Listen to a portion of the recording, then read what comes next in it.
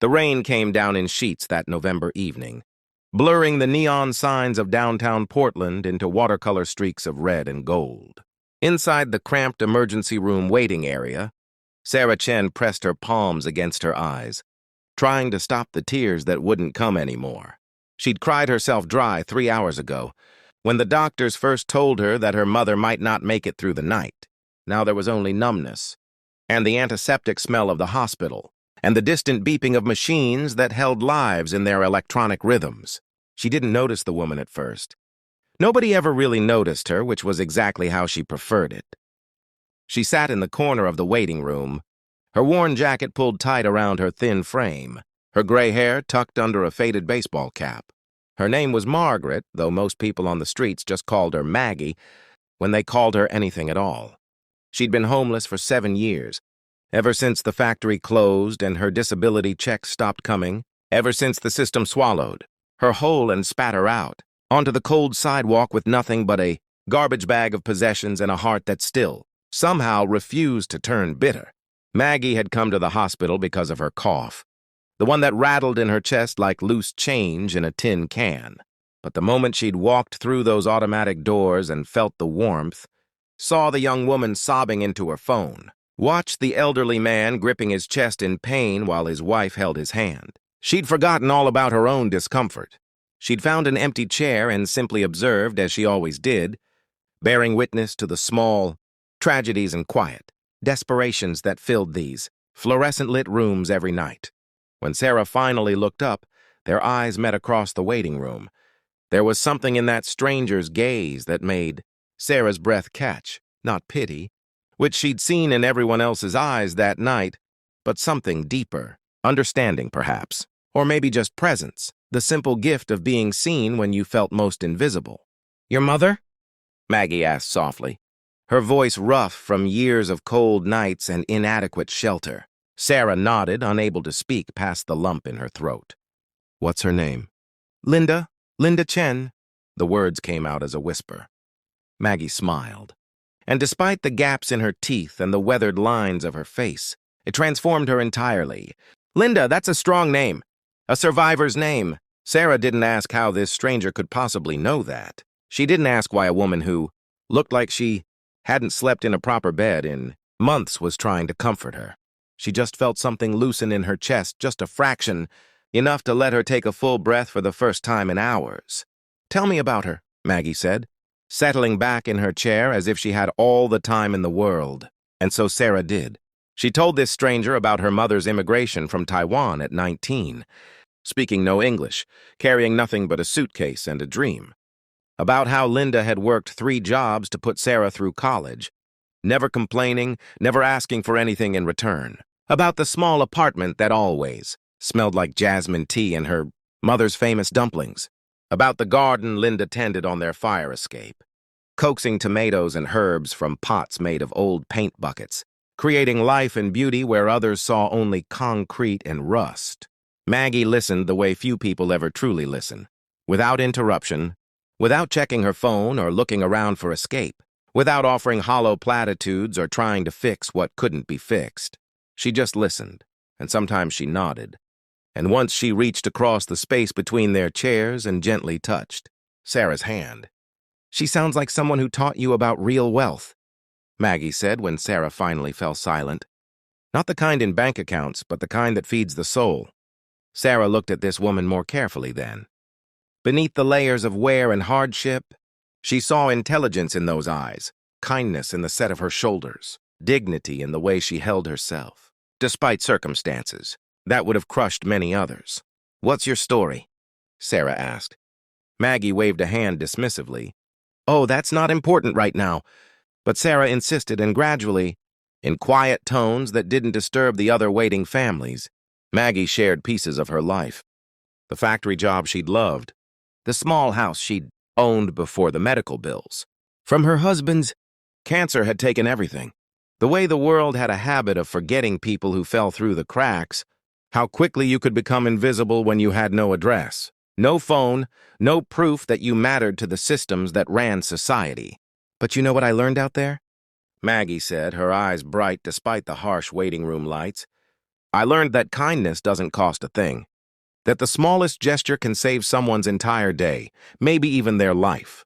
A smile, a conversation, really seeing someone when everyone else looks right through them. She paused, studying Sarah's face. Your mother taught you that, didn't she? I can tell by the way you're talking to me right now, like I'm a person who matters. Sarah's eyes filled with tears again, but this time they spilled over. She did. She always said that everyone has a story, that everyone's fighting battles we know nothing about. Wise woman, you're Linda. They sat together in companionable silence after that, and somehow the waiting room seemed less cold, less frightening. Other families came and went, names were called, doctors emerged with news both good and devastating. Through it all, Maggie stayed, keeping watch with Sarah like a guardian angel in thrift store clothes. Around midnight, a doctor finally approached, and Sarah's heart nearly stopped. But Dr. Patel was smiling, and his words washed over Sarah like a benediction. She's stable. She's going to make it. Sarah collapsed back into her chair, overcome with relief so intense it felt physical. Maggie was there, steadying her, whispering, I knew it. I knew Linda was a fighter. In that moment of pure gratitude and overwhelming emotion, Sarah made a decision. Come with me, she said, grabbing Maggie's hand. Please, my mom would want to meet you. Oh, I don't want to intrude. You wouldn't be intruding. You just spent the worst night of my life sitting with a complete stranger. That's not nothing. That's everything. They rode the elevator to the third floor in silence. And when they entered Linda's room, the older woman's eyes flickered open. She was pale, connected to various machines, but her gaze was clear and sharp as ever. It immediately moved from her, daughter to the homeless woman, standing shyly near the door. Mama, this is Maggie, Sarah said softly. She kept me company tonight. She told me you were going to be okay. Linda studied Maggie for a long moment, and then she did something that made both younger women's throats tighten with emotion.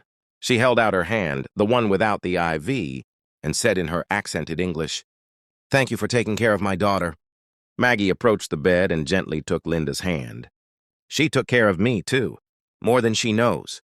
What happened next seemed to unfold naturally, as if the universe itself was orchestrating events.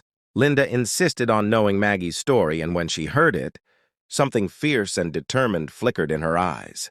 This is not right, she said, her voice weak but adamant. Sarah, we have the spare room. Sarah understood immediately. Maggie, would you like to stay with us? Just until you get back on your feet. No pressure, no strings attached. Maggie's eyes widened, then filled with tears. I couldn't possibly. You could, Linda interrupted. And you will. My daughter needs someone to help her take care of a stubborn, old woman who just had a heart attack. You would be doing us a favor. It wasn't true, of course. Linda had insurance and resources. But it was a gift wrapped in dignity. The kind of offering that lets someone accept help without feeling like charity. Maggie understood this, and after a long moment she nodded, unable to speak past her own tears. The weeks that followed transformed all three women in ways they couldn't have anticipated. Maggie moved into the spare room, which had been serving as storage for years. She helped Sarah prepare the simple, healthy meals the hospital had recommended for Linda's recovery. She tended the fire escape garden, bringing it back to life after weeks of neglect. She told stories that made Linda laugh until the older woman clutched her healing chest, and she listened to Sarah's worries about her mother's health, about her job, about the future. But more than that, Maggie became part of their family. She was there for Linda's follow-up appointments, cheering each positive report. She was there when Sarah came home exhausted from work, with tea already steeping and dinner warming on the stove. She was there on difficult nights when Linda's recovery felt slow and frustrating, offering perspective and hope born from her own experience with hardship. In return, Sarah helped Maggie navigate the bureaucratic maze to get her disability benefits reinstated. Linda taught her old family recipes, the kind of knowledge passed down through generations, treating Maggie not as a guest, but as someone worthy of inheritance. Together, they showed Maggie that she hadn't been forgotten, that her story mattered, that one night of kindness in a hospital waiting room could ripple outward into something beautiful and lasting. 6 months later, on a spring evening when the rain had finally given way to cherry blossoms, The three women sat on the fire escape among Linda's flourishing garden. Maggie had found a part-time job at a community center, working with other people experiencing homelessness. Sarah had been promoted at work, the stress of those dark November nights now, a memory that made current challenges feel manageable. Linda was stronger than ever, her laugh lines deeper from months of joy. "You know what I think about sometimes?" Maggie said, watching the sunset paint the city in shades of pink and orange. "What if I'd given in to that cough? Stayed on the streets that night instead of going to the hospital? What if you'd been too wrapped up in your own pain to see me, Sarah? What if Linda hadn't been brave enough to open her home to a stranger? Then we would have missed out on the greatest gift," Linda said simply, reaching out to squeeze Maggie's hand. "Family isn't always blood. Sometimes it's the people who choose to show up, to stay, to see each other's humanity when the world tries to make us invisible." Sarah looked at these two women who had both taught her so much about resilience, about generosity, about the quiet courage it takes to remain kind in a world that often isn't. She thought about that November night, that had felt like an ending but had actually been a beginning, about how sometimes the people we're meant to find appear in the most unexpected places, in our darkest hours, wearing disguises of hardship that hide hearts of gold. "To her," Sarah said, raising her cup of jasmine tea. "To her?" Maggie asked, confused. "To any woman who's ever felt invisible. Forgotten or alone," Sarah explained. "To my mother who taught me to see. To you, Maggie, who taught me about dignity and suffering. To every her out there fighting battles we know nothing about. Every woman who deserves to be seen and valued and loved." "To her," Linda and Maggie echoed, their cups meeting Sarah's with a gentle clink. And in that moment, on a fire escape garden blooming with life reclaimed from concrete, three women who'd found each other on the worst and best night of their lives understood something profound, that humanity isn't measured in grand gestures or worldly success, but in the small, sacred acts of seeing each other, of showing up, of choosing connection over isolation. That sometimes all it takes to change a life is to acknowledge someone's worth, to listen to their story, to offer not pity but presence. The city hummed below them, full of thousands of stories unfolding in hospitals and shelters, in cramped apartments and on cold streets, in waiting rooms where strangers might become family if only they'd look up and really see each other. And above them, the first stars appeared, ancient light finally reaching Earth after traveling through darkness for millions of years, a reminder that sometimes the most beautiful things come from the longest journeys, that hope can survive any distance, and that kindness, like starlight, never truly dies. It just keeps shining, waiting for someone to notice, to nurture, to pass along to the next person who needs to remember that they're not invisible, that they matter, that their story deserves to be heard, that they deserve to be seen, valued, and loved, not despite their struggles, but as whole, worthy human beings whose presence makes the world a little brighter, a little warmer, a little more like home. Her story, every woman's story, all of our stories woven together by threads of compassion that refuse to break, no matter how hard the world pulls at them. This is how we survive. This is how we thrive. This is how we become family, one small act of recognition at a time.